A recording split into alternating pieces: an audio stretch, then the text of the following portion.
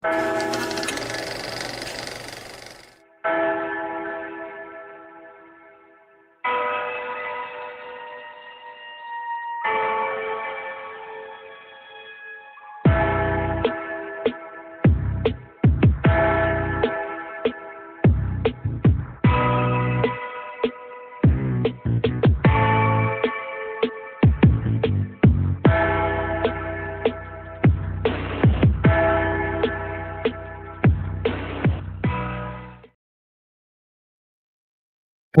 and welcome to The Art Will Not Be Changing. I am your host, Christian Matteo, co-founder of Fugitive Poems, and tonight I have a co-host by the name of the beautiful and talented Ryan Santos. Hello, Ryan.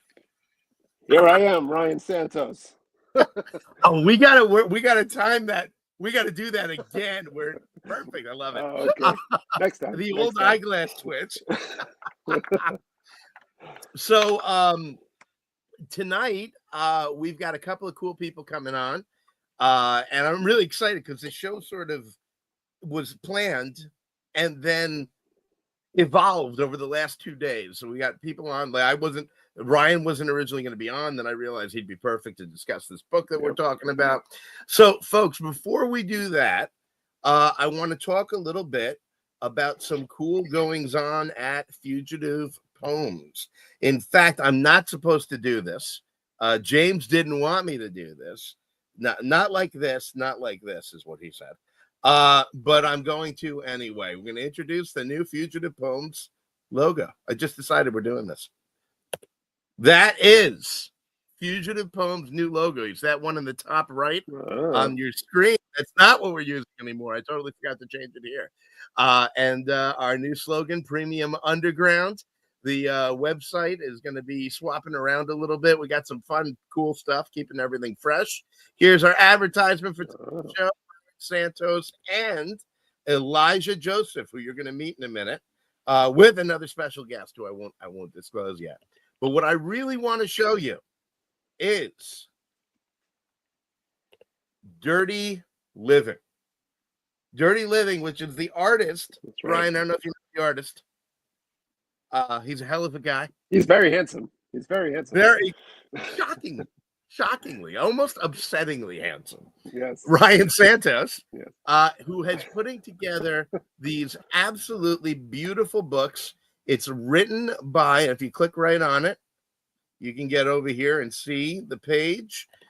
It's written by the great Stephen Betcha. It's a supernatural noir with mob wars and the undead and everything in between. There is nonstop violence, funny, snarky commentary, great noir dialogue, and honestly, much more comedy than I even expected when we first met Stephen and Ryan. I have come to see just how wacky their sense of humor. Yes.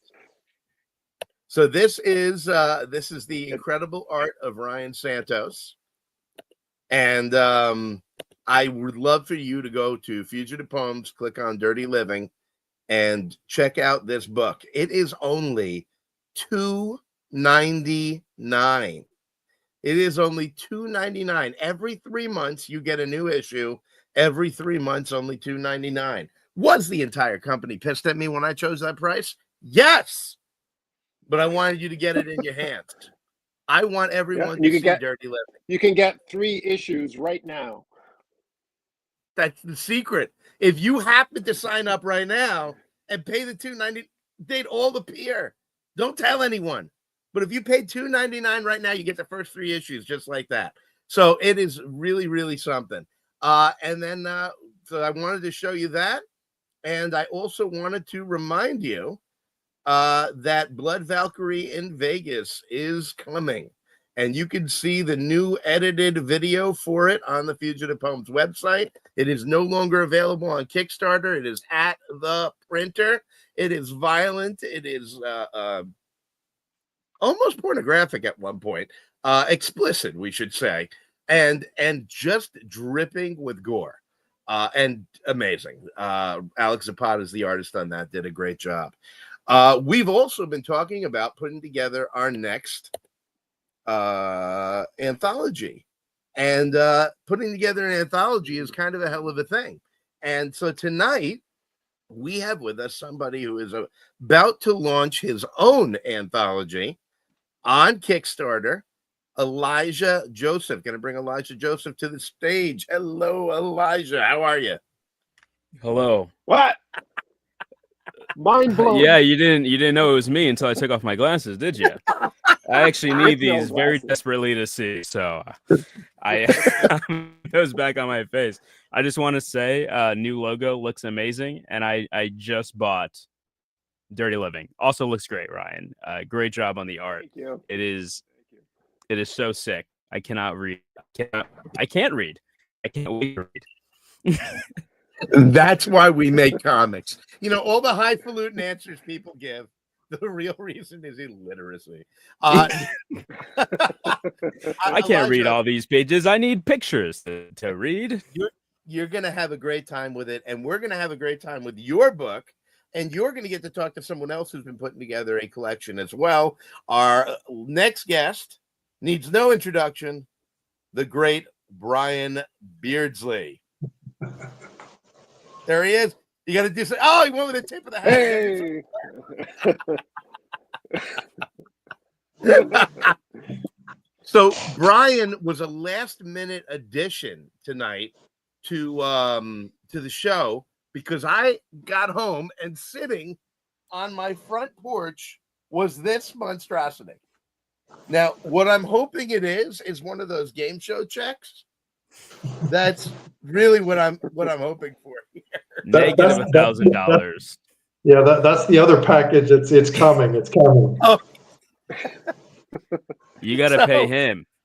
Oh, got it. Well, so Brian, before I open this, Brian is, among many things, is an incredible artist who's been putting together. This is the first volume of Weird Stories. This is done in the tradition of EC Comics, of creepy, of eerie, of weird, and it is awesome. And I was so excited about it that I begged and pleaded and got on my hands and knees and crawled all the way over to where Brian lives, which is many states away, to see if I could be in this book. And he looked on me with pity. And I believe if this is what I think it is, and not just a huge, huge dick pic, if this is what I think it is, To scale. I'm in the book. To scale. So here we go. And don't cash that check I paid you right away. Look at this. I now have volumes 1 and 2 of Weird Stories. Look at this. Let me, I'm going to give myself the screen here. Look at this beautiful, beautiful image and put it in front of me. It looks better.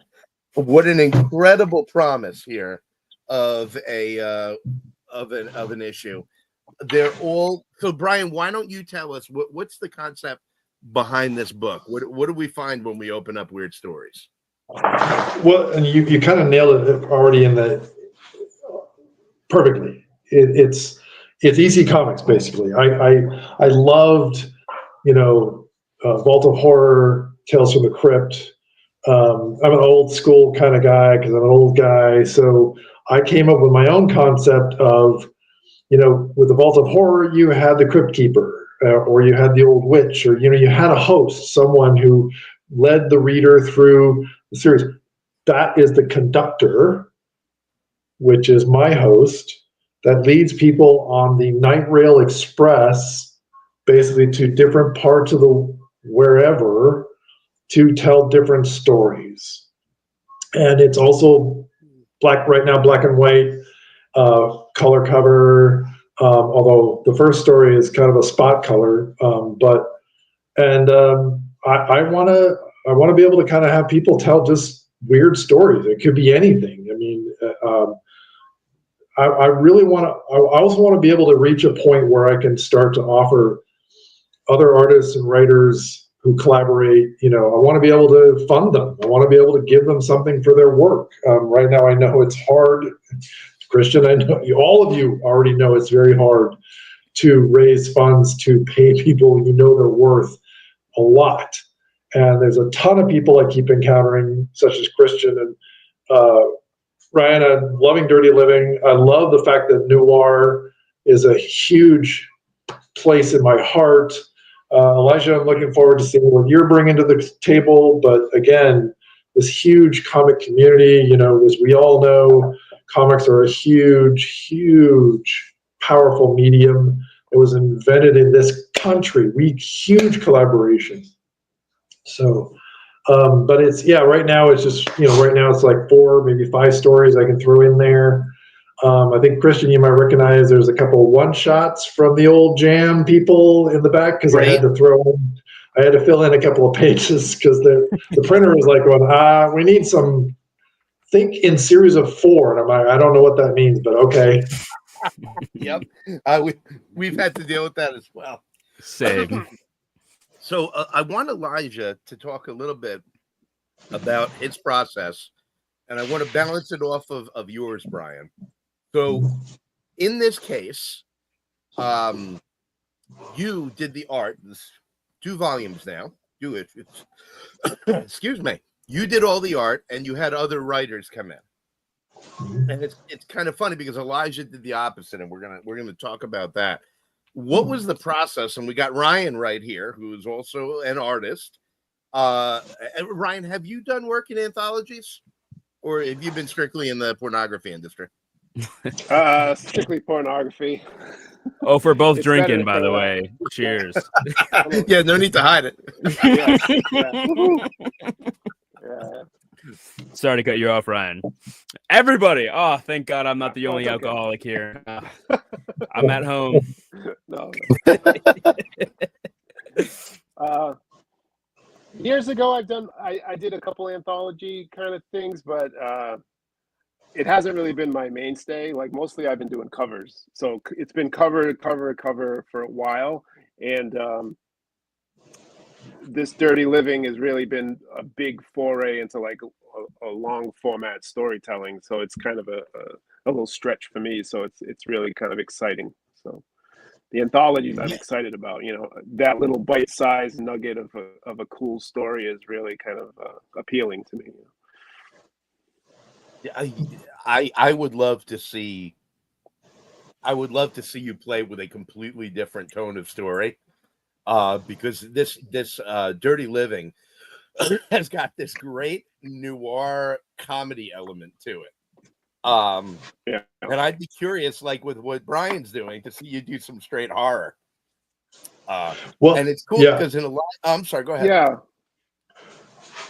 No. I was gonna say, I right now, some of the things are kind of sci-fi horror, but I would love to expand that out. Even people of transgender or something, throw me some stories that would sort of just kind of maybe talk about concepts or talk about politics or something, but it would be weird, be entertaining. Like what Ron Berry did with Star Trek and stuff like that.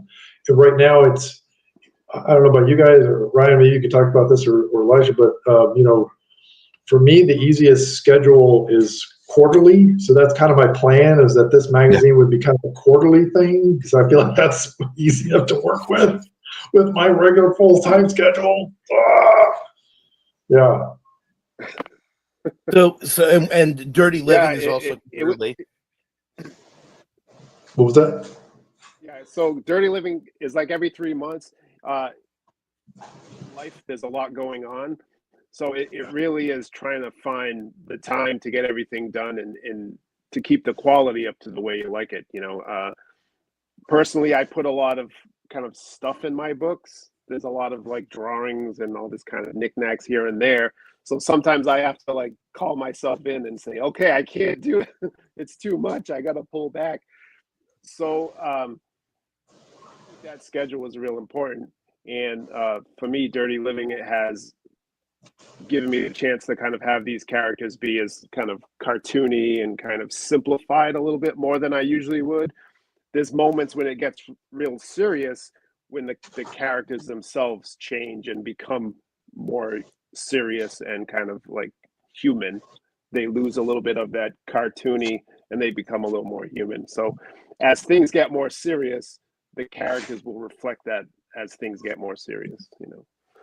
So. Now, Elijah, go ahead, Elijah. Yeah, I was just gonna. I'm very jealous that you guys are thinking on like a quarterly basis. This thing took me like 3 years to get it this far, so I am immensely jealous, and it might come to it that you guys are just very talented artists, and unfortunately, I'm just a measly peasant writer. So.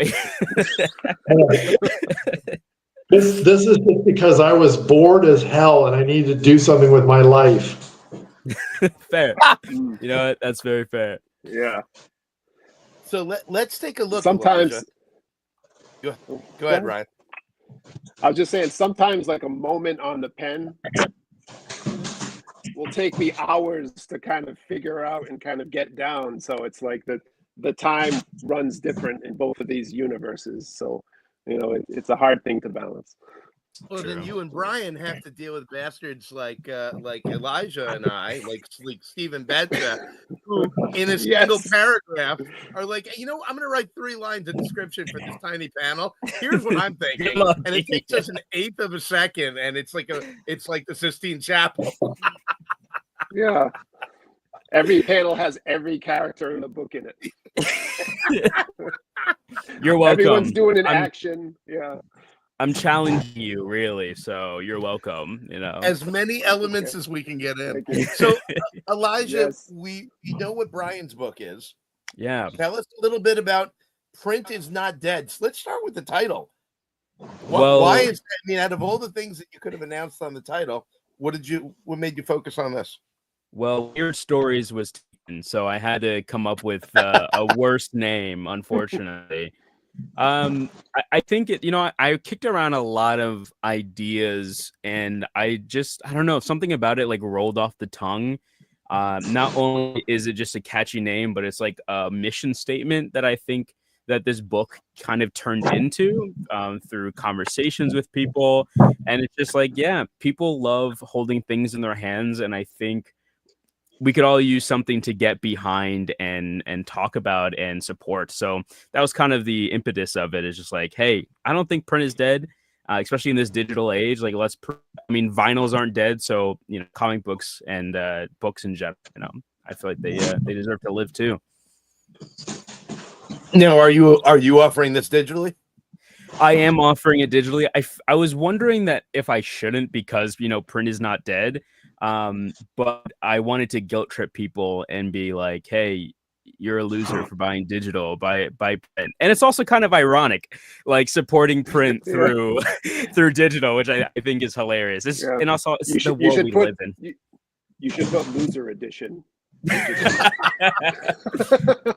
You hate print. For people in our position, though, yeah, the more people who back the digital, we get that money without having to send out a book or a chip with shipping, and we're able then to get the actual book in our hands at conventions. So by buying digital, you are supporting the print, and that's another way to think about it. That's actually a really good spin. You be my PR guy. I'll pay you in schmeckles. That's all I got, unfortunately. Schmeckles. Not even shekels. No. No, what Tiny dicks. It's a pile of tiny dicks. So what is Print Is Not Dead? You've got a genre-bending comic anthology. What does that mean? What is this book? What is the concept? So I thought that was just a fancy, pretentious way to say we got a lot of different stories, and I've been wrapping that are kind of different, and I hopefully turning, you know, the genres that or the expectations that we normally get in stories, and you see it through a new lens. I've been kind of wrapping it around this experience of like channel surfing, and which I feel like everybody's old enough to remember flipping through cable. And for those that don't, you know, flipping through TikTok and then randomly finding something that's like really cool and unique, and you didn't know that you could fall in love with it. And like, that is what I try to capture in the book.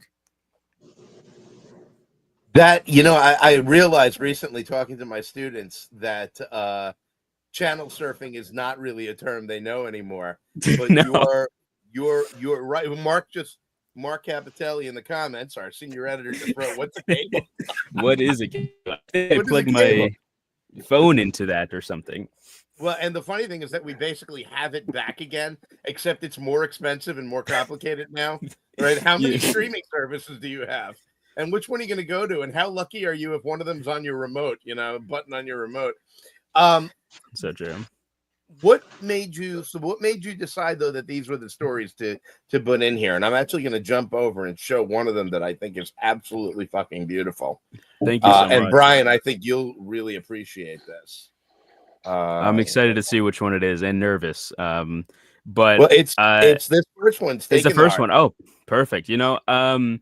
So I actually wrote this selfishly as I was very scared and nervous to tackle a bigger project, and I wanted to do my first series, like volume series, and I had so many leaks that needed to be plugged, like working on dialogue, not using too much dialogue, working on action or emotion more so. And so I wrote maybe like 40, 30 stories. And then I was just like, what? And then I was like, oh, I have all of these things. And here's some of my favorite ones. And I'm going to, combine those together to create Print Is Not Dead. I'm loving the black and white. Yeah, Gabriel, he's super talented. And it's a mix of color and black and white. With some Who is the artist? Who's the artist? Gabriel. I drank one too many beers. I have his name right here. No, Hugo Argio. Gabriel did One of Us, which was also one of my favorite artists that I've ever worked with. But Hugo was also just super brilliant, and he brought the energy that I was looking for. A little bit of quips here and there, and it makes fun of like people doing quips in action. So yeah, I kind of that I wanted kind of everything that I do to feel like you're holding a movie in your hands.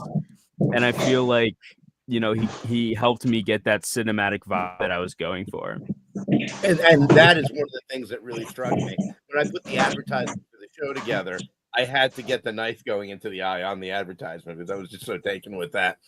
Brian, I'm going to ask you this question in a second as well. So think about it. Putting an anthology together. So Ryan has done a lot of covers, and he's doing sequential work for Dirty Living. But there's something that there's a theme to all that. You've got a single theme going on. Putting an anthology together, and I'd always be curious to know how other people would do it. It's sort of like, if I'm going to use another ancient reference, putting together a mixtape. Yeah, go as ancient as possible. Yeah, right. So you've got all these genre bending you talked about. You've got all these different songs that are totally different styles, but they're all really good. And you want to present them to someone, and you want them to know exactly what you feel based on the songs and the progression they're in. You've got to sit there and go, no, this goes good into this. There's a transition here. This will be too jolting, or this is perfectly jolting. You had all these stories. You picked your favorite ones. What was the process like of deciding what order to go in? How did you put this mixtape together? And I hate when people who are getting interviewed say this, but that's a very good question. It is. I think it really is like a mixtape. It is, what feeling do you want to create in the order?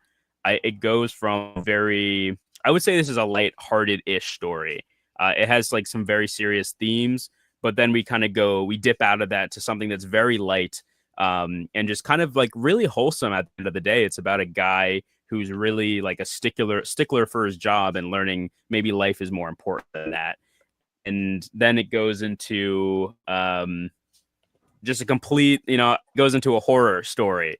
And I think something about the contrasting feelings in the stories kind of bring out the channel surfing. I think that's why I like kind of surface that.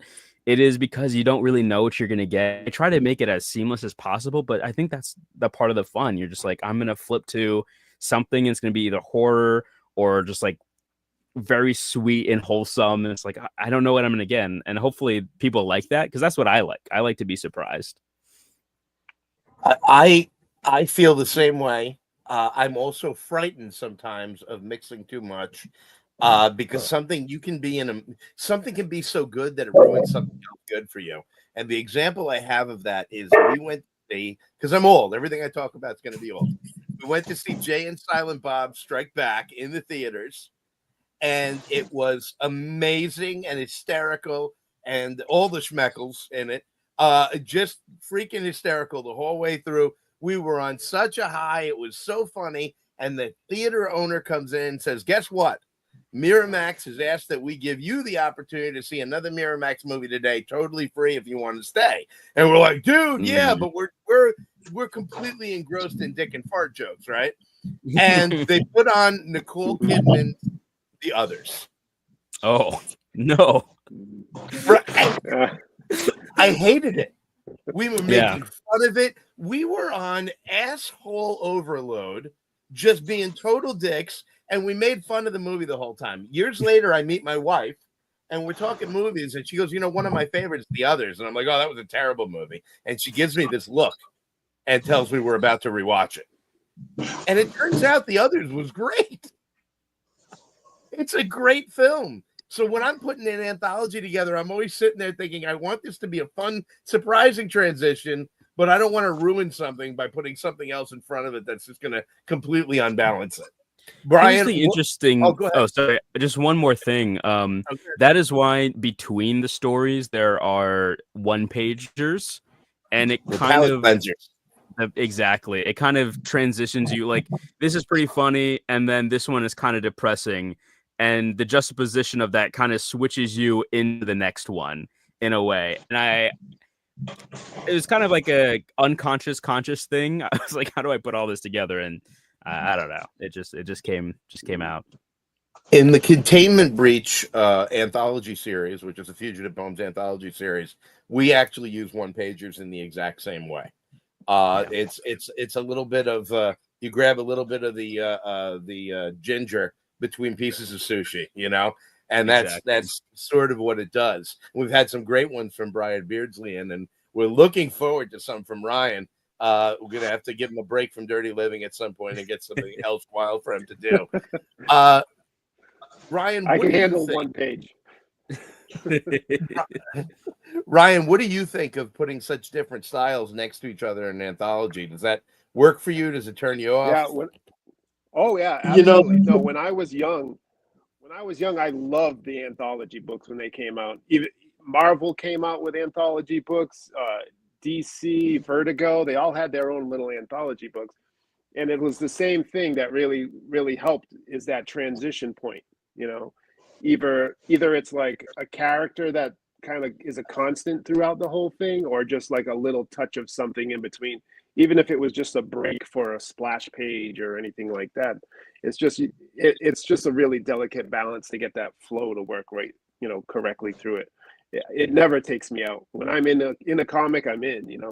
I have a lot of leeway when it comes to reading comics. Yeah. All right. So Brian, how do you put? So you've got a theme. You've got weird stories. It's sort of that EC feel. But they're not at all. I've read this already, and they're all very different stories. How do you pick the order that they're going to go in? That's such a great question. I heard that somewhere. No, I love that analogy that you guys use with the mixtape thing. I love that because it's true, right? You want to, if you're kind of thinking about it as a DJ, maybe you want to start out kind of smooth, and then you want to kick it up, get him kind of running, then you want to slow it down, kind of give him some time to breathe a little bit. Now, I only have 4 or 5 stories. That's not a whole lot of pace to do in that one. But the first one, I could honestly say that it was just an unconscious thing that I threw those, didn't think about the pacing. But I'm glad you brought that up, because I am starting to think about that going forward. How do I want to pace this? Do I want start out with horror or sci-fi or what, whatever is coming in, where do I want to start people with? And now sometimes that might be, though, scheduling. Certain writers and artists might be ready right now, and I'm like, you know what, you're first, you're on, let's go. And others might come in a little bit later. Scheduling kind of is a factor a little bit, I think, too, just to kind of keep things, because how they come in, as I'm filling in space and stuff like that. But I'm also consciously trying to think about that pacing too. It's like, okay, and I love that idea of the one pager. I threw those at the end, but now I'm like, oh, hey, that's a great idea. Maybe I can, in between this sci-fi and horror, I'll throw in this weird little one pager thing, we've done from the jam or something like that. That might help kind of pace things a little bit. Might cleanse the palate, like you were talking about using the ginger with the sushi, using the ginger to kind of cleanse the palate a little bit. That's a perfect analogy. I love that.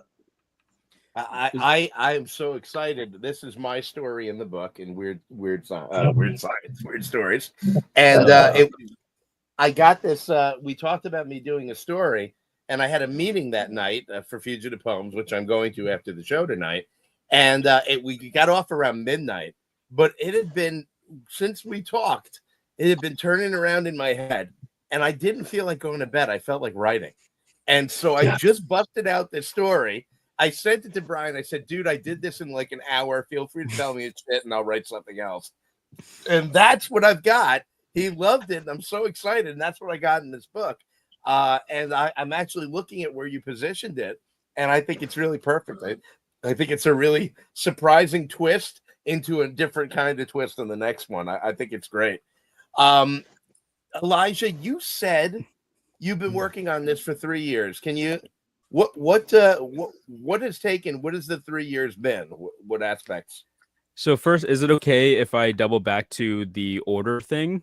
I think this is, if if people are writing their own comics, I think this is something to keep in mind. One, I think Brian and I are very lucky because we are, in a sense, the connective tissue as well. He does all the art. I write it. So you do have some voice in there that's pretty consistent and that it's not going to be too jarring. And then just quickly for order of operations, I just kind of subconsciously, and I realized this as we were talking about it. So I did stand up for like 5 years. I also did magic as well. I was a professional magician. I toured and stuff. And how I would create my shows, and what I've learned the most, is people remember the beginning and people remember the end, and then the middle. You make the middle good, but whatever. And so that's kind of exactly. He's gone. Where did Ryan go? So that's what I've learned. Start with the bang, end with the bang, and then try to make it cohesive in the middle. I think that is something I brought to this. Is hopefully all of it is good, but pull you in, and then leave you with a happy ending. Which takes us back to Schmeckles. The thing with the difference, though, between a stand-up show or a live show, I should say, and the book is, if I'm sitting there watching you do your stand-up comedy and I'm not necessarily loving the middle, I'm probably not going to leave. It's only an hour. But if I'm reading the book and I get to the middle and it's not thrilling me anymore, I can put it down. And I think that's why that good mix of energies going up and down and whatnot is so important. And it's another reason that I love the one pager, because maybe you didn't love the story you just read, but you can get this burst of dopamine really quick, and that carries you on to the next longer story. I think I did put some of my best ones in the middle there for that. Yeah. Sorry to cut you off. The three of us, Ryan is not in the Comic Jam, but should be. But we haven't given him any time to work in the Comic Jam. We do these one-pagers, and I think it's incredible for craft. As a writer, learning how to tell a story without a page-turn reveal, figuring out how to make the final image not necessarily be the shock, but let it combine with words in some way. And the artistry, Brian's actually got one of my all-time favorite one-pagers he ever did as the last page of this book here. I love this so much. That final image is so beautiful. It actually reminds me a little bit, not in the same style, but there's a scene in Dirty Living 3 where the main character is taking a leak on the wall, and Ryan made sure that the urine runoff turned into this awful ghost skull. You know what's really funny? Like my last one pager is also a massive face. So I think there's a running theme here. If you want a successful comic anthology, you need a big face at the end. Is that kind of a neurotic, kind of a egotistical thing though, to use like put in a face like, look at me, look at me. Well, it's good because it's not my face. You know, that's why it's in the back of the book. Nobody really sees it. If I didn't end every Fugitive poem book with a picture of my face. look at me. There you go. So Elijah, why 3 years?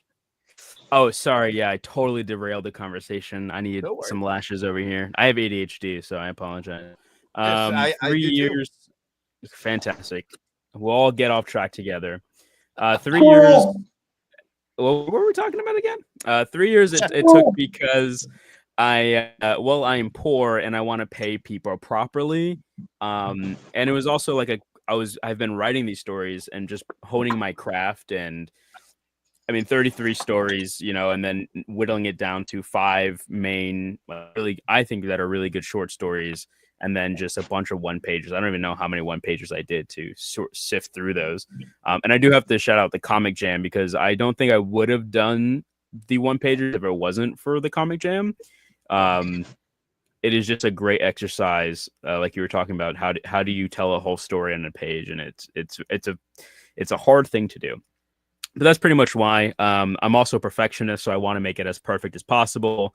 And one of the guys, so we did like 20 pages out of the 22 pages. I can't talk either.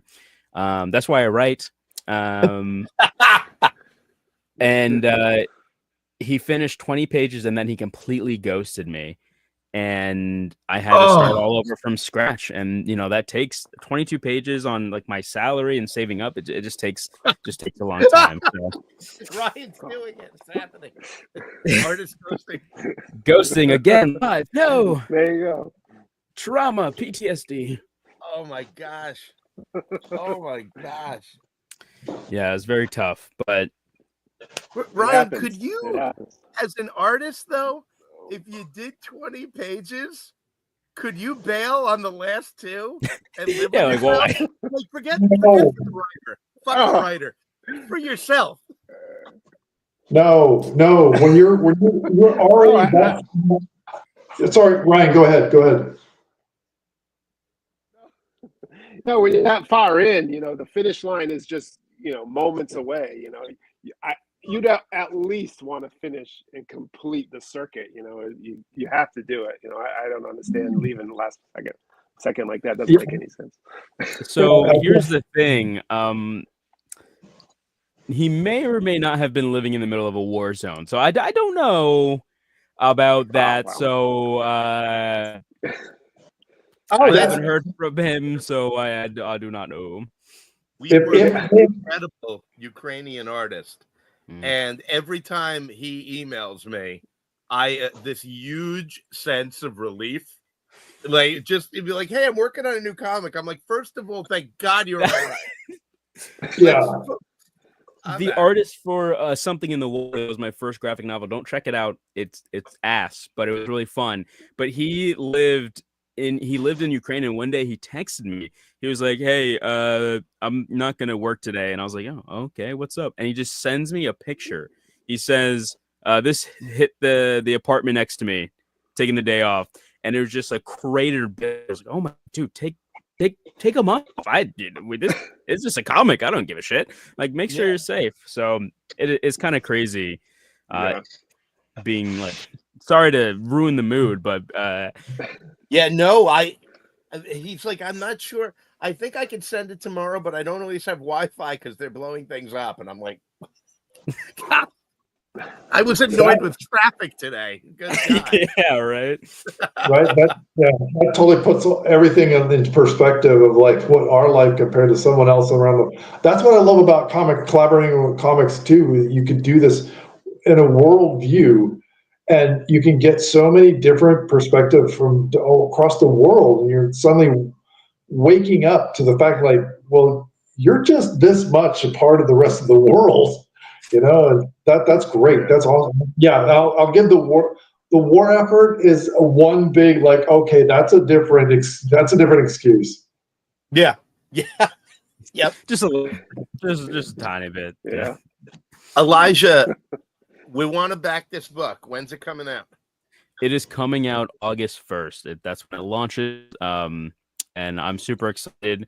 We have like 72 people interested so far. And honestly, like if I had 72 people in front of me, even though I used to do magic, I'd be shitting my pants. It is 72 people is a lot to me, and I'm super grateful. Hopefully we can get that higher, but super grateful for all the support so far. So you just made 73. Let's go. 74. 70. Oh my God. 75, 76. 4,000. How did you do it? Folks, if you're in the chat, you will see the link for the Kickstarter. I am so excited. I've got it in front of me. This poor fool thought he could tantalize me into buying the book to print, but he sent it to me digitally. So I'm not giving him a fucking dime. No, I'm looking at this book and I cannot wait to get it. You want to hold it in my hand. You're dropping on August 1st. What kind of tiers you got going on? You got any big plans? Yeah, we got some really fun ones. We have like 3 variant covers. So the first one I made, by the way, we never like talked about cover and like the feeling you want to like invoking it. And for this one, it was like, I want to like, you're just getting a bunch of shit. And I wanted to throw that on the page as like, hey, if you want a bunch of shit, this is what you're getting. And then I partnered up with just 2 artists that I saw on Twitter. And I was like, wow, these people are awesome. I want to give them my money. There was Kyogi, I believe that's how you pronounce her name. I'm illiterate. I'm sorry. She does like beautiful watercolor art. And then Kento had to do like a thirst trap cover. It's a sexy girl holding up a sign, "Print is not dead," protesting. You can't go wrong with that. And these are all sneak peeks. You won't even know until we launch. But then I have a tier, like a mystery box tier, where you're gonna get some cool swag along with a random cover of the book. I have a tier to get drawn into a comic and the book for an executive producer. And then for the high rollers, I have a variant cover where you can get yourself into a variant cover, and as well, hand delivered. I will hand deliver the comic to you if that is something that you would like to have done. I saw that. I saw that. Now, you got to have some restrictions on this, right? No, I mean, no. Wherever you want. You want it a brothel in America. Alaska.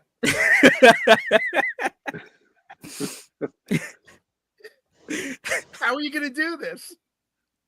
I'll figure it out. I think it's hilarious. It would make a great video or like a mini documentary. Like I met a stranger on the internet. Always is a good time. And Mark's saying we're a big believer in thirst traps. I'm glad I'm at home. Our next comic series coming out, James is drawing it right now. It's called Stripper Clip Sally. Nice. It's about a stripper who has to deal with an alien invasion that starts accidentally in her club during a routine, during a performance. Yeah. And it goes from there. He fixes the cable. So, awesome. So yes. So yeah, we're definitely down with that. I'm looking at this. I love this Z-list page. Yeah, the position holding the stop sign. It is so much character in that position that he's in. There's so much cool stuff in this book. Every time I go through, I see a really different style in it, a different feel to it. And I dig that this is also sort of a portfolio for you to show all the different styles that you can write in. August 1st, And Ryan, I think we got to put something together. We got to go somewhere absurd. Have Elijah deliver the book, and as Brian said, kidnap him. I think that I will have a taser, so lure me at your own risk. So I've become immune to tasers after a while.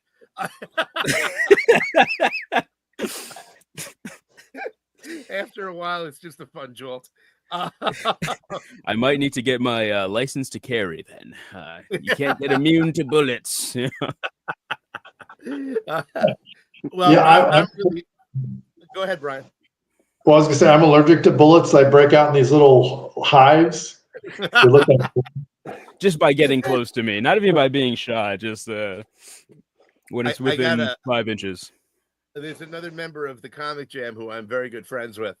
And I won't say his name because I don't know how often he tells this joke, but he says, you want a drink? He says, no, I'm allergic to alcohol. And you're like, oh, really? That sucks. He says, yeah, I break out in handcuffs.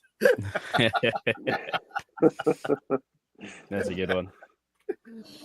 Ryan, issue 3 is out of Dirty Living. Yes, How do you feel about it, dude?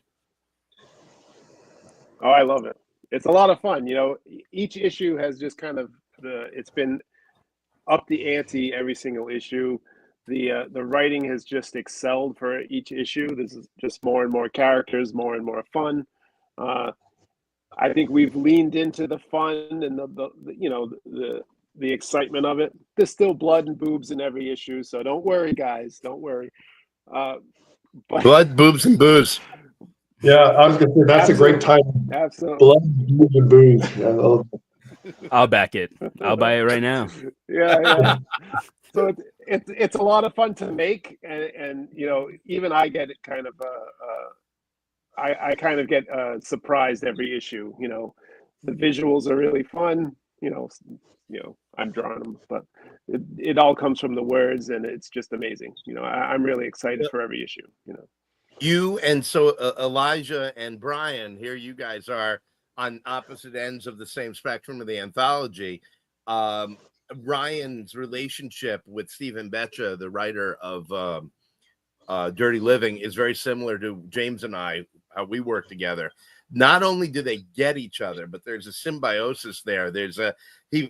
Betcha puts something on the page and Ryan immediately sees it in the same way, but twisting it in a certain way that Betcha's going to love. And that makes Betcha add to it again. And then what you get on the page, because I get to read the script for the first draft as the editor. What you get on the page is like, oh boy, I didn't see it going that way. And that's brilliant. And you're going to have so much fun. So folks, $2.99 every 3 months. But right now, if you pay the $2.99, you instantly, not in print. Digital is not dead. You get all 3 That's right. Of Dirty Living. And now, Brian, how do we get? I want everyone to have their copies of Weird Stories issue 1 and 2. How do we do it? Yeah, no, thank you. I'm not ready yet, but I'm also going to be doing a Kickstarter here pretty soon. I did my first one, which I failed, which is okay. I think everybody should fail to understand. So I'm doing another one. I've been understanding for years. Almost ready. I'm going to try and launch it, or I'm going to have it finished to submit this weekend, and maybe I don't know if I don't want to compete with Elijah. So I'm going to try and launch sooner. Hey, there's no competing. I'm happy to push you. It looks fucking beautiful. So this story is the last one in the book, and it is God, I'm not even going to try to describe it. It is unlike anything you've ever read. It is a completely different kind of science fiction, not just because of the storyline, but because of the art. And it is heavy. And you put the book down and you're just like, whoa, what an incredible ending. And Brian wrote that one as well as drew it. Oh, I think I know which one you're talking about too. And it is kind of related to the cover, but it also, I'm a huge animal rights advocate, so it's kind of my nod to that, but with definitely an anthropomorphic slant. But yeah, so I'm going to be launching a Kickstarter here very soon. I'm going to, of course, blast everybody, and hopefully, Christian, we can get everybody back on here and talk about it next. Yeah, I'd love that. As soon as you got that Kickstarter out, and then we'll have Elijah back on. And I do have some questions. I have some questions, but I won't. I'll save them for next time. Please do. Elijah, yeah. I am so glad to meet you. This was so much fun. When you said that you used to be a stand-up comic, I'm like, that's what's going on. This guy's personality is working for me, because I had no idea. We've only talked online. Yeah, you were a ton of fun. I'm always, every now and again you get a real introvert on the show, and it's like pulling teeth, which is an expression I don't like anymore because I just had one pulled, and it was not fun. But no, this was great. Ryan, I thank you for being here and talking about your experience with all this. Safe from anthologies. Yeah. Oh. Soon. Get it on, Christian. Hurry. Faster. Wait. Yeah. Hey.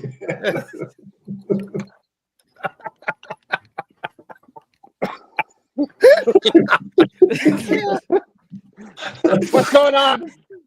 What is happening? Who put cocaine in my drink? Will not be changing. Devolved. Oh, because I forgot to say it at the beginning. Our theme song is done by C Notes. That's the link tree right there.